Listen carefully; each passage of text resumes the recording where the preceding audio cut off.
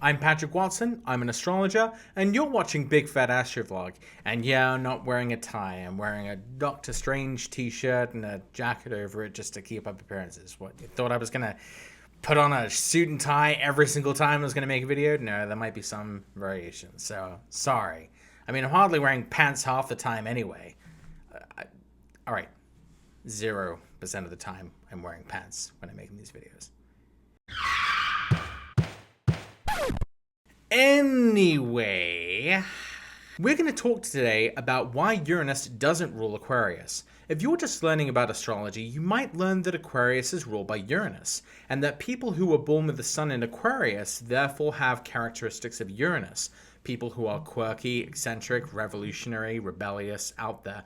I would like you to entertain an alternate possibility, not an alternative fact, just the possibility that Aquarius is not ruled by Uranus, but instead by Saturn, the planet of coldness, darkness, limits, responsibilities, punishments, the planet of I has a sad. But wait, you'll say, Saturn is a boring planet about adulting and old people, and like Aquarius is about what's fresh and cool, and my best friend Bucky is like such an Aquarius, like oh my god. Notwithstanding the rock-solid example of your best friend Becky, let's take a look at what we know about the sign of Aquarius. They are typically considered to be independent, individualistic, original, eccentric, quirky, unpredictable, rebellious, intellectual, aloof, detached, insensitive, unemotional. The first several words seem to be describing qualities of Uranus, while the last few words could describe qualities of Saturn. Now, before Uranus was discovered, Saturn was always the ruler of Aquarius. If you look at the rulerships of the zodiac, you'll see that the rulerships fan out from the moon and Cancer and the sun and Leo in their order from the sun. So Gemini and Virgo are ruled by Mercury, Taurus and Libra are ruled by Venus, Aries and Scorpio are ruled by Mars, Pisces and Sagittarius are ruled by Jupiter, which leaves Capricorn and Aquarius to be ruled by Saturn. There's no more room for the outer planets, unless you want to add more signs, and no, Ophiuchus is not a 13th sign. Ophiuchus can go take a seat. Don't you worry, Ophiuchus, I'll get to you in another video. We seem to have some new planets here. Well, oh look, there's a perfectly functional rulership system. Let me ruin it. Alright, well first we need to get Uranus, and clearly Uranus just needs to go here. Derp. And let's see, then I guess Neptune needs to go like well, I guess it goes in order, so derp. No, it's that. Okay, it's in Pisces now. And let's see. Alright, Pluto. Okay, oh Pluto. Alright, let's put you in here now too. So clearly you're gonna go in Scorpio. Yeah, that seems right. Yeah. I mean, yeah. Derp. People just done plopped Uranus in Aquarius and said, done. Somehow, at least for me, that's just not good enough. The traditional rulership scheme is based on the visible planets, so perhaps there is something special about the Transcendentals in the fact that you can't see them, that their impacts are only known every so often, and that they're above and beyond simple rulership schemes. But okay, if you still really want Uranus to rule Aquarius, approximately 0% of what I just told you will be convincing at all. This is all just theoretical, you'd say. Where's the proof? Well, one way we can look at this is to look at the ruler of the ascendant. The ruler of the ascendant shows you the way someone navigates through their life, and the basic nature of what they do or are known for, one's MO. For example, someone with a Venus-ruled ascendant charms their way through life, whereas someone with a Mars-ruled ascendant fights their way through life. In this way we can compare Saturn and Uranus as rulers of the ascendant. A Saturn-ruled ascendant is going to be someone who labors through life, acting cautiously, working studiously, occasionally experiencing hardship and failures, waiting for opportunities to come and making the most of them. A Uranus-ruled ascendant would in theory be someone who goes through life by being contrarian to everything. Essentially, Saturn is serious, disciplined, and more associated with antagonists and villains, whereas Uranus is kind of wacky and out there and, yeah. Our first example is Condoleezza Rice. She was born with Aquarius rising. She has Saturn in the whole sign Scorpio 10th, and Uranus is in the whole sign Cancer 6th. What do we know about her? She is a very disciplined and accomplished person in academics and in foreign policy, rising to one of the highest posts in government as President Bush's Secretary of State. I mean, I don't know. I think that definitely sounds a bit more like Saturn is in control of her chart in the area of career rather than Uranus in the 6th. And that's not to say that she hasn't had things happen to her that are described by Uranus in the 6th. She has had a couple of random surgeries to remove uterine fibroids, but this clearly hasn't defined her life in the same way her Saturn placement seems to. I mean, nothing against her, but she just seems to be a much more serious and dour person rather than a sort of exciting Uranian person. I mean, right? I think everyone can agree on that. Another example is Michael Brooker. He was born with Aquarius rising, and he also has Saturn in the whole sign Scorpio 10th, conjunct the midheaven in Scorpio, and also has Uranus in the Cancer 6th. He is an actor who is most known for playing antagonistic characters in action, suspense, and horror movies, such as a redneck serial killer, a racist redneck zombie apocalypse survivor, and this blue redneck space douche from Guardians of the Galaxy. He'd been working as an actor for over 2 decades before becoming more popular after his role in The Walking Dead. So again, does this sound more like Saturn in Scorpio in the 10th to you, or Uranus in Cancer in the 6th? How about Willem Dafoe? He was born with Aquarius rising, and he also has Saturn in the whole sign 10th in Scorpio, and also has Uranus in the 6th in Cancer.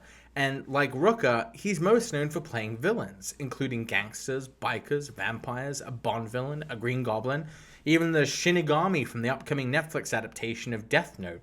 In fact, Dafoe has explicitly talked about his fear of being typecast as a villain.